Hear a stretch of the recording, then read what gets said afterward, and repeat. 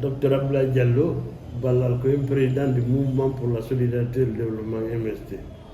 En effet, comme d'habitude, comme depuis ces derniers temps-là, nous sommes dans la rubrique du MSD pour éclaircir l'esprit des gens au sujet du programme de notre parti et de la manière dont nous observons l'actualité chez nous, en Guinée, et chez nos voisins directs en Afrique de l'Ouest et partout ailleurs dans le monde.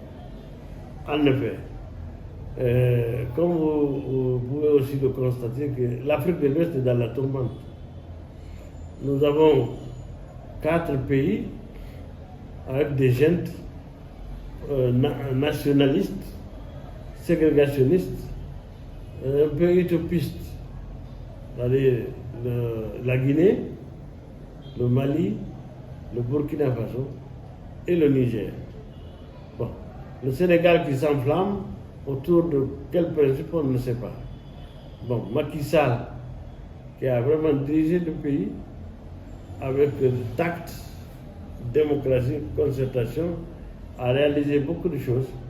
Mais voilà qu'il trouve des ennemis qui l'ont empêché de se présenter, bien que le droit lui donne, bien que la loi sénégalaise lui donne. On assiste au Sénégal surtout qu'un conseil constitutionnel, fut-il, déjà choisi par le président de la République et par le président de l'Assemblée nationale, statue et annule un décret. Ça, nous ne sommes pas d'accord. Le principe, c'est non, c'est pas bon. Et maintenant, les candidats, le président veut élargir, on dit élargir les candidatures pour que l'élection soit inclusive. Bon, de toute façon, toute élection est inclusive. Maintenant, il faut élargir le nombre de choses, de candidats. Je ne sais pas si Karim Wade, qui était condamné, va être gracié. Et Ousmane Sonko qui est. Mais Ousmane Sonko, c'est pas politique, c'est du droit commun. C'est un problème de mœurs. Est-ce que on va l'élargir? On a libéré beaucoup de ces militants. Est-ce qu'on va l'élargir et de permettre d'être candidat? On ne sait pas. Ce qui reste clair, Ousmane Sonko a été soutenu dès le début par des mandinganistes ambansantistes de la Guinée, Alpha Condé en l'occurrence, et IBK. Donc, alors ce qui n'est pas bon, c'est-à-dire on ne peut pas changer le paradigme sénégalais. Les Sénégalais sont habitués à se référer à l'islam. Ils sont doués. Donc la jeunesse, les vieux et tout le monde, même les chrétiens, respectent les imams. Les imams respectent les chrétiens. Donc c'est un pays très tolérant, très doué, fondé par un littéraire qui a vraiment donné au Sénégal ce qu'il faut. Parce qu'aujourd'hui, toutes les grandes firmes internationales sont dirigées par des Sénégalais. Que ce soit Google, que ce soit Facebook en Afrique, que ce soit la FAO, c'est un Sénégalais, Jacques Diouf.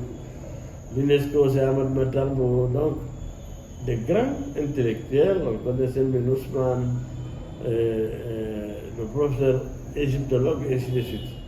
Ça veut dire que Senghor avait vraiment travaillé. Il a élevé le niveau de Sénégalais, le niveau intellectuel, le niveau culturel des Sénégalais, ce qui a permis à ce que tous les présidents qui sont venus, chacun a laissé des traces. Et surtout Macky a bien travaillé. Maintenant, souhaitons que les choses se passent bien, qu'il n'y ait pas d'accrochage pour saper cette base de développement. Alors que chez nous, on a vu avec l'organisation de la Coupe d'Afrique des Nations 2023, normalement, c'était la Guinée qui devait organiser cela. C'est parce que la Guinée et les Guinéens sont incapables d'organiser quelque chose comme ça. Ils n'ont ni route, ni stade, ni hôtel, ni peuple accueillant. Donc, ni gouvernement organisé. Donc c'est pourquoi on a donné ça à la Côte d'Ivoire. La Côte d'Ivoire nous a montré que vraiment, vous faites voyer vaut mieux que secourir. Malgré que nous étions jeunes, on nous disait que les fantos, c'est vous faites Senghor. Secourir, c'était les panafricanistes utopistes, ainsi de suite. Donc, tout ça, ça doit attirer l'attention sur les slogans qu'on est en train d'entendre, panafricanistes. Le président du Burkina, Ibrahima Traoré, pourquoi il a changé? Pourquoi un capitaine est venu changer un colonel? Parce qu'on a voulu qu'un Mandeng animiste gère le pays. C'est leur option, on ne sait pas pourquoi. Donc le Mali, la même chose. Ils sont plus animistes que musulmans. En Guinée, on est habitué, 95% de musulmans, d'être gérés par une pincée d'animistes. Et c'est l'animisme qui prévoit en Guinée aujourd'hui. Donc, tout ça, ça retarde le pays. Alors, ça retarde le pays parce qu'on a dépassé ça là. C'était la préhistoire, ensuite l'Antiquité, jusqu'à ce que Dieu a envoyé maintenant ses prophètes pour éveiller les gens. On a vu que le Sénégal, quand même, c'est grâce à l'islam qu'ils ont pris Senghor qui était chrétien, et il a imposé aux Sénégalais de respecter leur tchern, leur maître coranique. Et les gens ont accepté. Maintenant, on a trouvé un moyen de respecter aussi les prêtres, les pasteurs.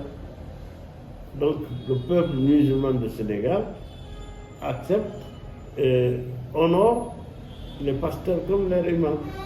Donc, c'est comme ça le pays n'est pas rentré dans la ségrégation, comme chez nous, comme au Mali, comme au Burkina. C'est-à-dire ici, en Guinée et au Mali, au Burkina, tout leur bonheur passe par le malheur des peuples. Ils ne cachent pas. Donc, ça ne peut pas marcher. La Côte d'Ivoire, il n'y a pas de ségrégation. Ils travaillent. Le président Ouattara est venu. Donc, on disait qu'il est venu par la rébellion, certes. Il était mal élu, certes. Mais c'est quelqu'un qui travaille. Il a réconcilié les Ivoiriens. Il a réparé tous les dommages de guerre dans toutes les ethnies. Il a construit le pays. Il est en train de faire de bonnes choses. Parce qu'il nous faut un président à la tête d'un pays.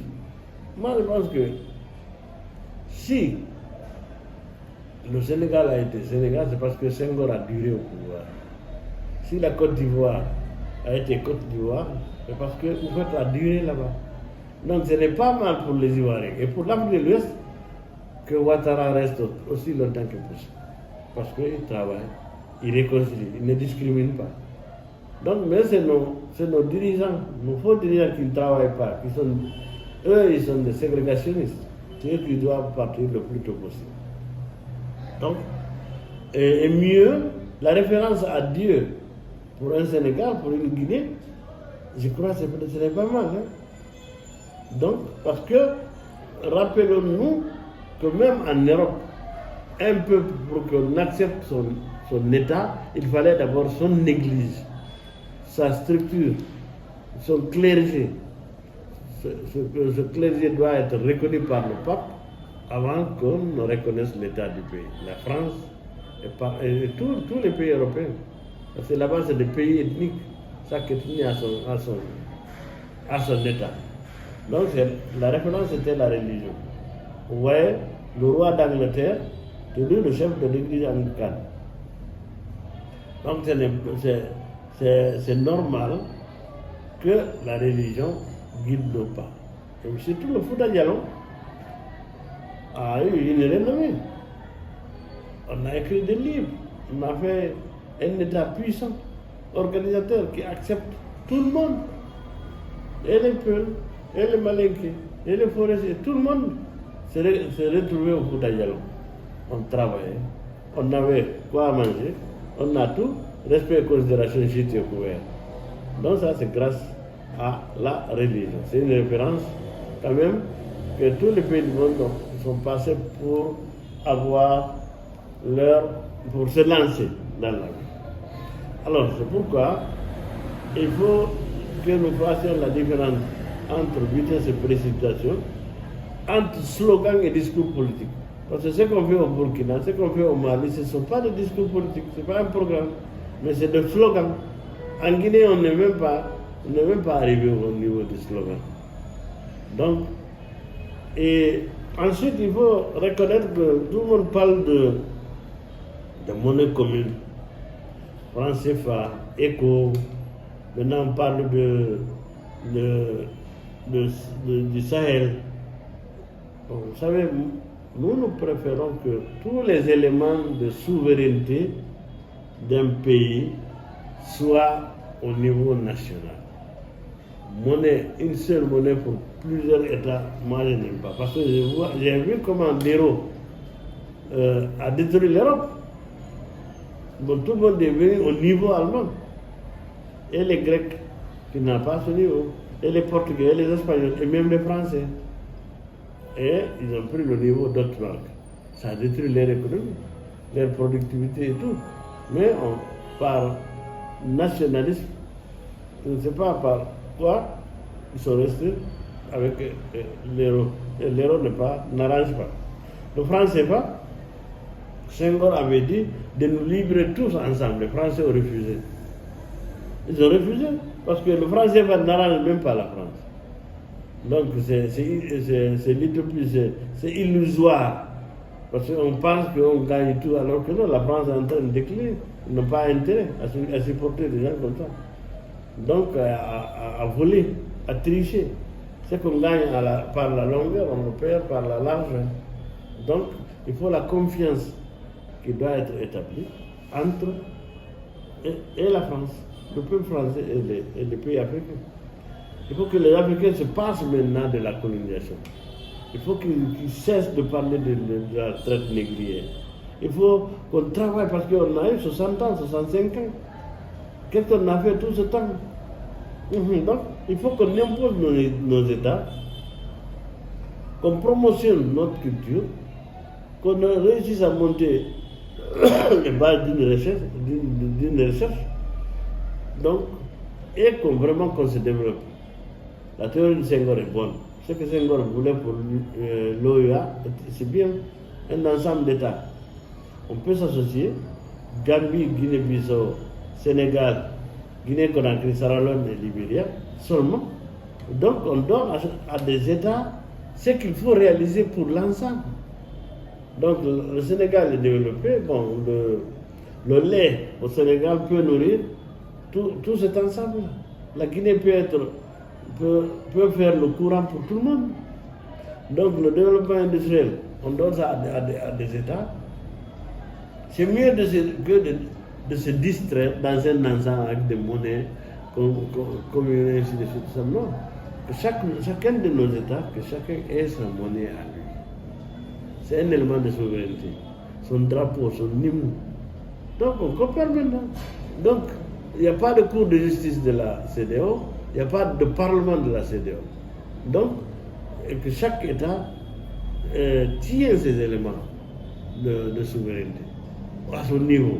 Maintenant, la coopération fait qu'on peut s'entraider, on peut avoir des services de police, des services de justice, d'éducation, de recherche. Hein? Dès qu'on mélange, en tout cas, les monnaies communes, pour nous, ne servent pas à grand chose. Donc, je pense que c'est comme ça, il faut, nous d'abord, nous d'ailleurs, nous réfléchissons comme ça, pour le bonheur de ces peuples. Parce que il faut faire des routes, c'est pas difficile. On a vu la Côte d'Ivoire, comment ils ont réalisé dans un pays aussi difficile par rapport à nous. Nous, le Fouta, la Haute-Guinée, c'est très facile à réaliser des routes. C'est la forêt un peu qui est difficile. Parce que là, donc là, c'est la boue, c'est l'argile. Mais avec les cailloux, c'est plus facile de réaliser et la chaussée peut durer longtemps. Alors, réfléchissons, la politique, c'est la réelle politique. On fait la politique pour servir, pour créer la richesse, pour créer le bonheur, pour soi et pour tout le monde. Ce n'est pas les discours vides, sans intérêt aucun. Ce n'est pas ça qui est politique. La politique, c'est voir comment partager le même espace, comment le rendre utile et vivrier à tout le monde. Comment on peut développer la recherche, comment on peut développer l'éducation, comment on peut développer l'instruction pour tout le monde. Donc, comment on peut vivre ensemble, c'est ça l'État. Donc, je pense que c'est le moment finalement que nous réveillons. Si on dit que les Français sont impérialistes, tant mieux. Pourquoi vous n'êtes pas impérialiste? Pourquoi pas vous? Donc, on a vu le Vietnam, c'était une colonie française. Ils ont connu la guerre la plus fratricide avec les Américains. Jusqu'aux années 75, 76, 77. Une grande guerre. Mais aujourd'hui, c'est l'un des pays développés. Donc, Malaisie, il n'y a pas longtemps, c'était un pays qui ne pouvait rien. En 1961, la Guinée était plus développée que la Chine. La Guinée était plus développée que l'Inde. Donc, mais aujourd'hui, l'Inde, c'est la sixième. L'Inde a dépassé la Grande-Bretagne. Donc, ils envoient des fusées dans l'espace. Ils ont envoyé même une sonde récemment, là où les Russes ont échoué, les Américains. Une sonde à la Lune, à la face cachée de la Lune. Ça a réussi. Donc la Chine, n'en parlons pas. Les ponts qu'ils font, le TGV, le train à grande vitesse, tout ce que les Chinois font, aucun autre homme ne peut faire. Ça, c'est ça. C'est comme ça, il faut le leadership, c'est pousser les gens à travailler. Et les Chinois sont en train de découvrir le développement. Parce que leur quotidien est amélioré. Donc leur vie est bonne. Donc ils ont fait le communisme capitaliste, donc un système à eux, mais qui arrange tout le monde. Bon, alors nous ici, nous sommes quoi? Regarde, installer le téléphone, c'était les Chinois qui sont venus. Installer Internet, c'est les Chinois encore. S'il faut mettre des câbles, en tout cas, ce n'est pas des Guinéens. Pourquoi? Nous sommes incapables de rien réaliser par nous-mêmes. Par nous-mêmes. Donc, ils sont là. Kukutamba, Tougué, Bagata, le barrage et le Mino. Donc, on allait créer l'énergie. L'énergie, c'est le facteur fondamental pour le développement. Parce que beaucoup de gens qui sont là, qui payent aujourd'hui 100 à 150 millions pour aller aux États-Unis, s'il y a le courant, les ateliers de soudure, ainsi de suite, donc il y a l'opportunité de créer des entreprises ici en Guinée, de vivre ici en Guinée. Et ce qui est marrant, dans les mosquées, on ne fait que prier, que Dieu donne des papiers aux gens. Donc nous avons l'option d'aller toujours ailleurs. Moi, je refuse. Donc, réfléchissons. Essayons d'être bien chez nous. Vous savez, la grande guerre aujourd'hui, c'est entre qui? Entre deux groupes de personnes. Ceux qui veulent être bien partout, c'est les mondialistes. Les utopistes, ils veulent détruire toutes les nations. Toutes les valeurs derrière lesquelles les peuples courent, ils veulent détruire. C'est des homosexuels, c'est des bobos, c'est eux qui rendent la vie chère partout. Donc, et ceux qui veulent être bien chez soi, moi je veux être bien chez moi. Je n'ai pas envie d'être bien au Sénégal ou d'être bien en Chine ou bien aux États-Unis. Donc, attention, il faut que nous soyons bien chez nous. Il faut lutter pour ça. Tous les pays qui se sont développés, ils ont voulu être très bien chez eux. Les riches, les Chinois, même les Français. Les fondateurs de la nation française, c'est des grands savants dans tous les domaines. La littérature, la science, la physique, la mathématique, l'académie de médecine. Et tout ce que tu veux, ils ont fait du sérieux. Aujourd'hui, les enfants chinois, ils sont à l'école et ils n'ont pas 10 ans. Ils n'ont pas 16 ans. Ils font 21 heures sur les 24 à l'école. Ils sont en train de travailler, de résoudre des problèmes mathématiques. Nous, combien? Rien. Donc il n'y a rien qui nous impose d'étudier. Il n'y a rien qui nous impose d'être sincère, d'être travailleur, d'être honnête, d'être correct. Les gens qui dirigent le plus souvent ne sont pas à la hauteur. Alors j'attire votre attention sur cet état de fait et je vous demande vraiment du courage. Le sous-développement n'est pas fatal, ce n'est pas une fatalité. nous refusons de travailler. Nous ne pouvons pas travailler parce que ces gens qui viennent là pour voir, ils coupent Internet. Internet, l'apport de l'Internet à l'émancipation des hommes, c'est connu. Mais non, la presse, c'est des critiques. Quand un homme n'est pas critiqué, comment il va vivre? Dieu même il nous a créés, mais il accepte qu'on refuse ses ordres. Donc, maintenant, un être humain qui dit non, qui n'accepte pas ça, comment on peut vivre? Donc, réfléchissons, acceptons de vouloir partir vers le bon chemin, de vouloir faire du bien. Quand M. Sédia Touré a été nommé Premier ministre, tous les Guinéens souffraient, mais tout le monde était d'accord qu'enfin, si on respecte ce que Sidi a dit, nous aussi nous allons être comme les autres pays avec un système qui fonctionne. Mais il a fait 3 mois, on l'a enlevé. La mafia guinéenne l'a enlevé. Donc, ça veut dire que même tout le peuple de Guinée, ils veulent bien de changement, mais malheureusement, il n'y a pas eu de changement. Donc, chacun qui vient, il trahit. Donc, c'est quoi trahir? Conté a trahi. Bon, Dadis a trahi. Qu'on a dit la même chose. Alpha Condé pire. Et Mamadi Doumbouya pire. Il a trahi. L'espoir qu'il reposait sur lui, qu'il soit un jeune malinqué, qui a fait le tour du monde, qui a une expérience, donc il connaît les autres. Il allait au moins réconcilier les Guinéens, surtout un peu le malinqué. Mettre les Guinéens au travail, lui il est nationaliste. Il haït les autres au profit de ses parents. Tous les décrets, regardez ce qu'il fait. Donc ça ne peut pas avancer un pays. Donc il faut, gardons le Sénégal intact,